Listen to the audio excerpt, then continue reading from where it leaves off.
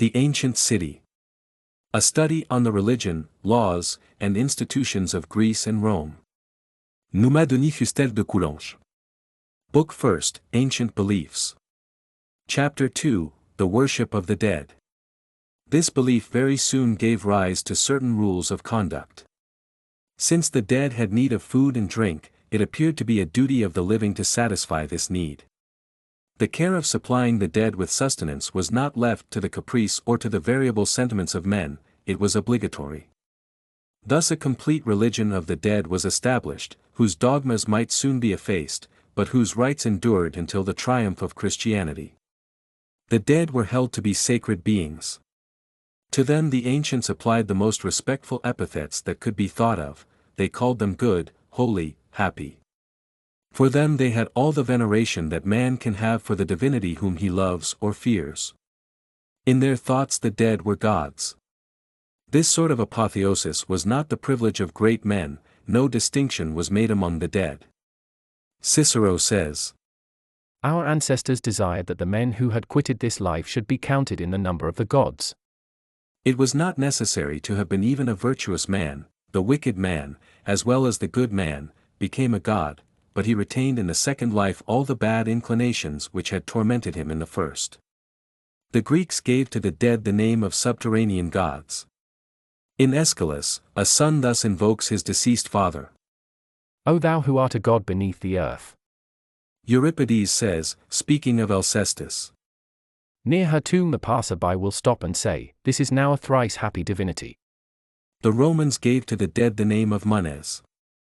"Render to the manes what is due them," says Cicero. "They are men who have quitted this life, consider them as divine beings." The tombs were the temples of these divinities, and they bore the sacramental inscription, dis manibus. To the spirits of the dead. And in Greek, Theos chthonios. To the underworld spirits. there the god lived beneath the soil, manesque sepulti. And the interred manes. Says Virgil. Before the tomb there was an altar for the sacrifices, as before the temples of the gods. We find this worship of the dead among the Hellenes, among the Latins, among the Sabines, among the Etruscans, we also find it among the Aryas of India. Mention is made of it in the hymns of the Rigveda. It is spoken of in the laws of Manu as the most ancient worship among men. We see in this book that the idea of metempsychosis had already passed over this ancient belief, even before the religion of Brahma was established, and still beneath the worship of Brahma, beneath the doctrine of metempsychosis, the religion of the souls of ancestors still subsists, living and indestructible, and compels the author of the laws of Manu to take it into account, and to admit its rules into the sacred book. Not the least singular thing about this strange book is, that it has preserved the rules relative to this ancient belief, whilst it was evidently prepared in an age when a belief entirely different had gained the ascendancy. This proves that much time is required to transform a human belief, and still more to modify its exterior forms, and the laws based upon it. At the present day, even after so many ages of revolutions, the Hindus continue to make offerings to their ancestors. This belief and these rites are the oldest and the most persistent of anything pertaining to the Indo-European race. This worship was the same in India as in Greece and Italy.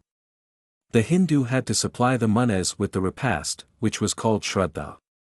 Let the master of the house make the shraddha with rice, milk, roots, and fruits, in order to procure for himself the goodwill of the manes.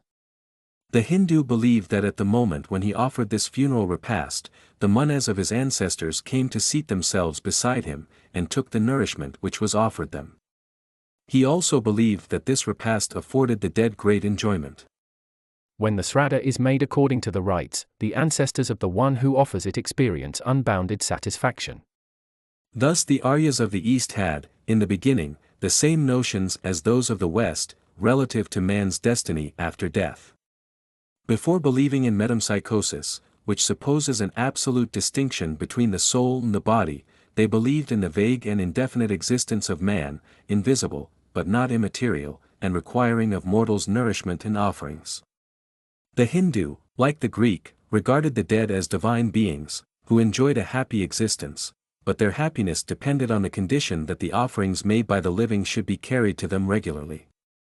If the shraddha for a dead person was not offered regularly, his soul left its peaceful dwelling, and became a wandering spirit, who tormented the living, so that, if the dead were really gods, this was only whilst the living honored them with their worship. The Greeks and Romans had exactly the same belief.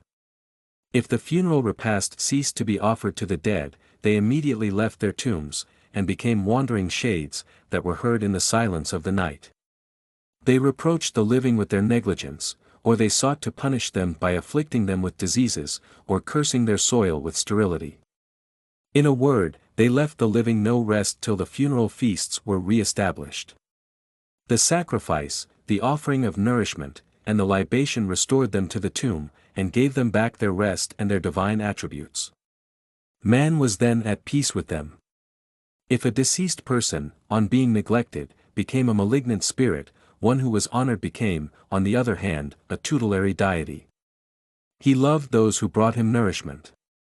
To protect them he continued to take part in human affairs, and frequently played an important part there. Dead though he was, he knew how to be strong and active. The living prayed to him, and asked his support and his favors.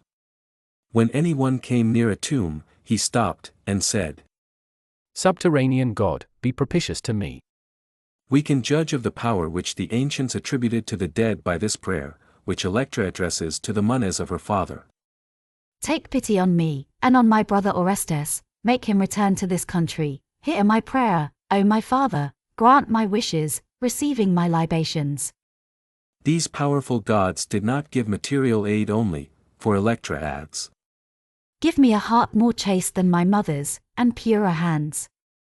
Thus the Hindu asks of the Manes, that in his family the number of good men may increase, and that he may have much to give.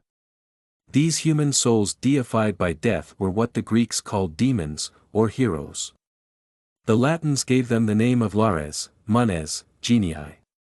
Our ancestors believed, says Apuleius, that the Manes, when they were malignant, were to be called larvae. They called them lares when they were benevolent and propitious. Elsewhere we read, Genius and La is the same being, so our ancestors believed. And in Cicero, those that the Greeks call demons we call lares.